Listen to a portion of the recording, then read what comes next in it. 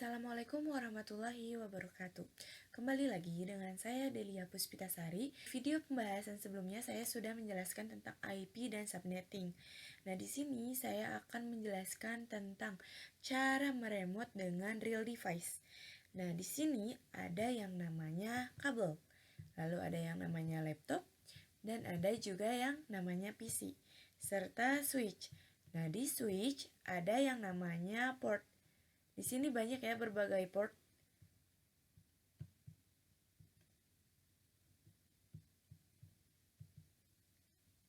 Nah, port-port ini dinamai dengan interface.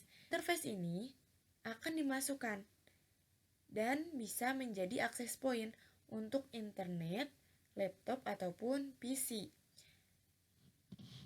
Nah, lalu di sini juga ada yang namanya port console. Nah, port console ini adalah port untuk mengkonfigurasi atau meremote pada laptop ataupun PC menggunakan kabel. Jadi, kabel ini dimasukkan ke port console ini, lalu bagian kabel GA ini akan bersambung ke laptop ataupun ke PC. Oke. Sebelumnya saya sudah mencoba untuk meremote di real device ya. Di sini saya akan mencoba meremote di Cisco Packet Tracker. Yang pertama saya buat adalah membuat satu jaringan, yaitu satu switch dan satu PC. Nah, lalu kita sambungkan menggunakan kabel. Nah, di sini ada banyak kabel. Salah satunya Automatical Close Connection Type. Nah, kabel ini sudah default ya. Jadi untuk menghubungkan EVA-EVA itu menggunakan kabel ini. Nah, sedangkan untuk meremote kita memakai kabel konsol. Kita hubungkan dari switch, pilih konsol, lalu kita sambungkan ke PC 1, pilih RS232. Nah, selesai. Nah, kita lanjut ke konfigurasi. Nah, di sini konfigurasi itu sebenarnya ada dua cara. Yang pertama adalah kita masuk ke switch, lalu kita masuk ke CLI. Nah, lalu ada cara kedua, yaitu kita langsung ke PC-nya. Namun, di sini saya akan mencoba meremote menggunakan PC ya. Jadi kita masuk ke PC, lalu pilih desktop.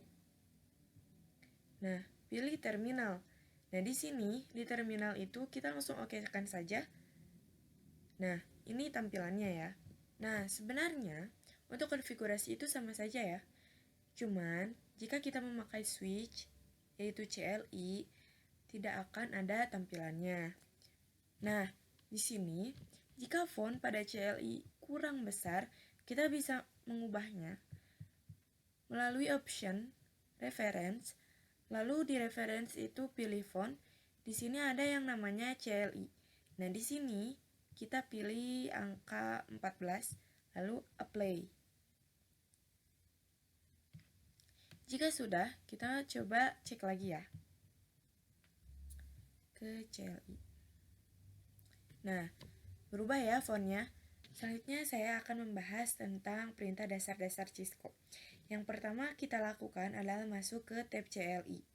Nah, di sini ada satu simbol, yaitu lebih besar. Nah, simbol lebih besar ini yaitu menandakan kita sudah masuk pada mode user. Lalu, Anda tanya. Jika kita sudah mengetik tanda tanya, akan muncul beberapa komen. Nah, di mode user ini, sebenarnya kita terbatas ya untuk melakukan konfigurasi. Malahan sebenarnya di sini itu tidak bisa melakukan konfigurasi. Kita hanya bisa lihat yang namanya ping ataupun dan yang lainnya. Nah, untuk berpindah ke mode selanjutnya, yaitu mode kedua, privilege, kita coba ketik enable. Nah, oke, di sini ada pagar. Nah, pagar ini adalah sebuah tanda jika kita sudah memasuki mode privilege. Nah, coba kita cek lagi komennya ya. Nah, di sini komennya itu lebih banyak ya. Di sini ada yang namanya more. Nah, more ini sebuah komen yang belum ditampilkan. Kita bisa menampilkannya menggunakan enter. Tapi jika kita menggunakan enter saja, yang muncul itu hanya satu saja. Jadi lebih banyak dari sebelumnya, tetapi hanya satu saja. Sedangkan ada satu cara lagi, yaitu space. Nah, jika space ini yaitu memunculkan lebih banyak komen yang sebelumnya belum ditampilkan. Selanjutnya, ada mode ketiga, yaitu mode global konfigurasi. Gimana sih cara kita masuk ke mode global konfigurasi ini? Kita ketik ataupun kita tulis aja, yaitu config. Nah, jika di mode ini kita itu bisa merubah ataupun bisa mengkonfigurasi data. Sedangkan jika di mode kedua, yaitu mode privilege, kita tidak bisa mengkonfigurasi data ya. Oke, selanjutnya saya akan memberikan contoh untuk membuat password di konfigurasi ya, agar aman tidak dihack oleh orang lain. Yang pertama kita masuk CLI, lalu kita masuk ke mode yang namanya privilege dan berubah lagi ke global configuration. Kita coba ya, enable.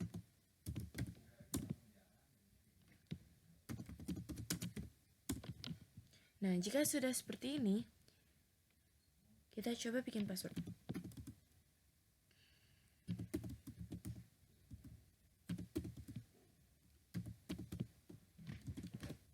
Nah, jika seperti ini, berarti ada dua ataupun lebih komen ya, ataupun ambigus. Kita lanjut ke pembikinan password. Kita coba bikin password 1, 2, 3. Lalu setelah itu exit.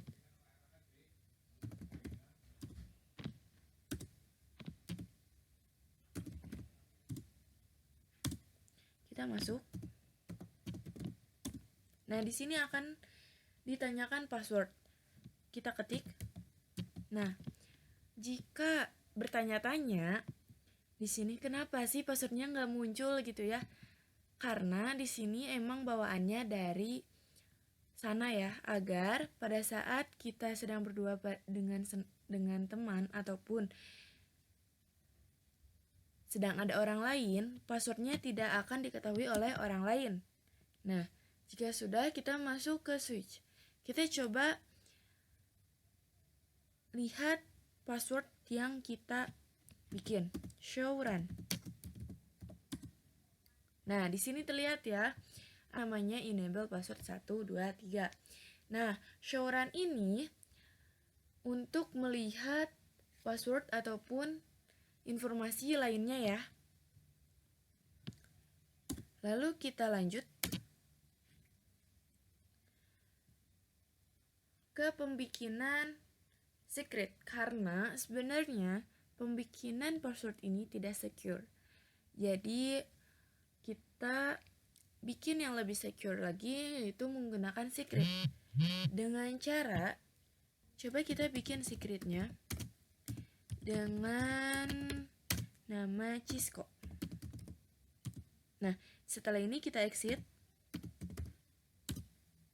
Lalu exit lagi. Di sini pasti akan ditanyakan password.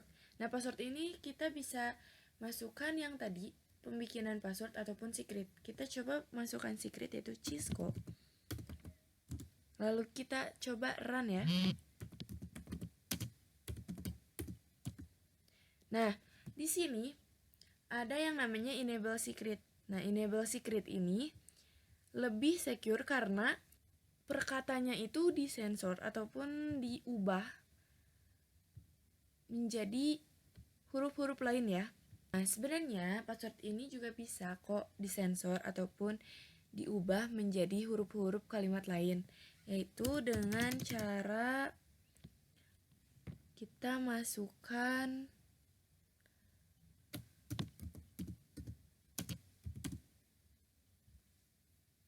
Lalu kita service password ya.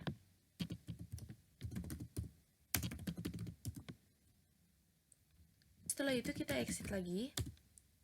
Nah, lalu kita show run.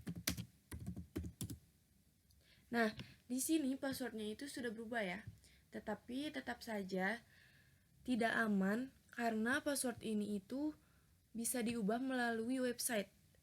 Yang pertama, kita bikin jaringan terlebih dahulu. 1 router, 1 switch, dan 3 PC.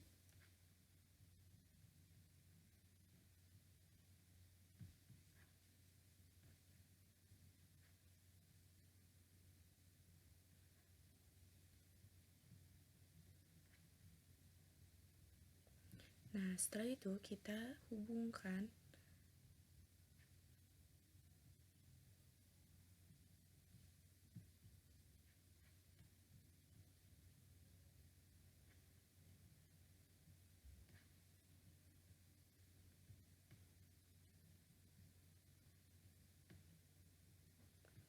Oke.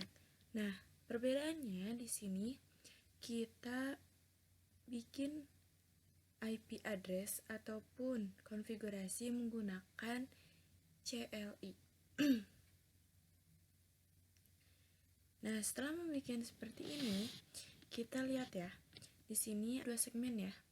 Segmen pertama FA0/0 dan segmen kedua FA1/0. Nah, biasanya kita itu mengkonfig di fast ethernetnya ya langsung. Itu adalah memasukkan IP address. Nah, sebelum itu menggunakan IP address. Nah, sedangkan kita di sini akan mencoba untuk mengkonfig menggunakan CLI ya. Sebelum mengkonfigurasi, kita harus memikirkan IP address yang akan dipakai. Nah, di sini kita kasih yang namanya IP address ya. Di segmen pertama kita kasih IP address 10.10.10/24. Nah, lalu segmen keduanya kita kasih IP address 20.20.20.0/24.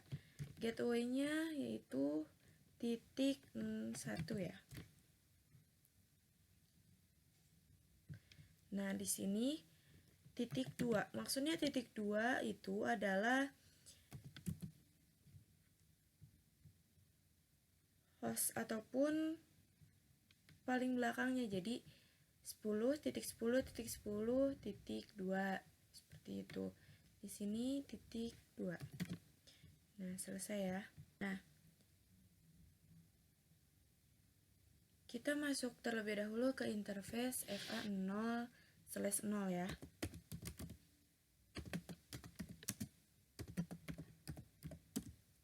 Setelah itu kita nyalakan segmen pertama, yaitu nyalakan FA0/0 ini dengan cara no shutdown.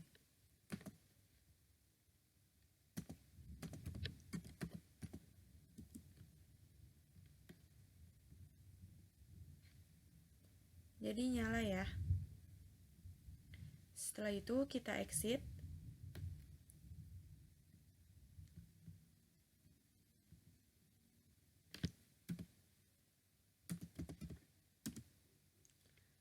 Lalu kita ke interface FA1/0. Ini sama ya, kita nyalakan terlebih dahulu segmennya.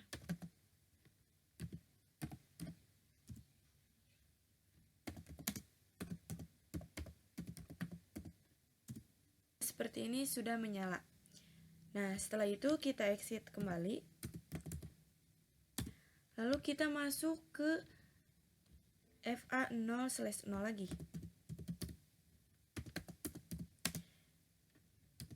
Untuk pembikinan IP address. Setelah itu kita IP address kita masukkan. Nah, lalu kita kasih /24. Tetapi di sini tidak menggunakan /24. di sini menggunakan subnet mask. Kita masukkan 255.255.255.0.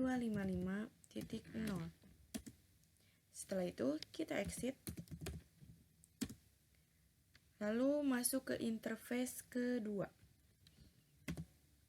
ataupun ke segmen kedua, yaitu interface FA1/. Setelah itu kita masukkan IP address-nya lagi 20.20.20.1.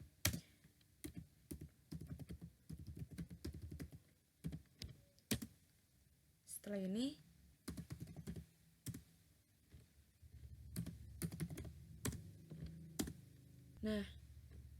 coba kita lihat IP yang sudah kita bikin.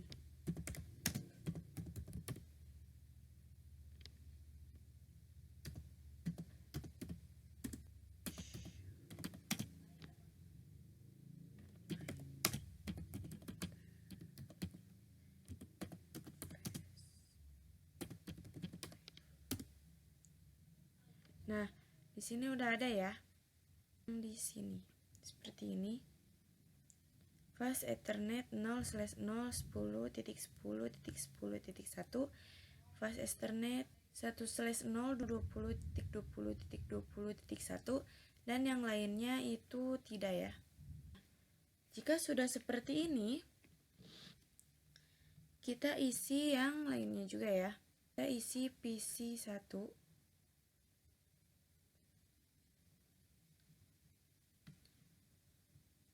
desktop, dan IP configuration 55.0. Gateway-nya itu sesuai dengan segmen yang tadi ya, 10.10.10.1. Lalu kita isi PC yang kedua.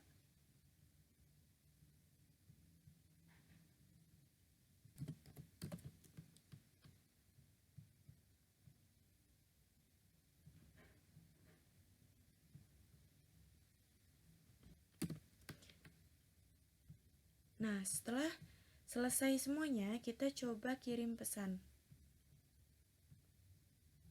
Sukses ya. Nah, coba PC1 ke PC3. In progress, mungkin akan file terlebih dahulu. Karena emang seperti itu. Dan nantinya akan sukses. Nah, oke. Sekian untuk video kali ini. Wassalamualaikum warahmatullahi wabarakatuh.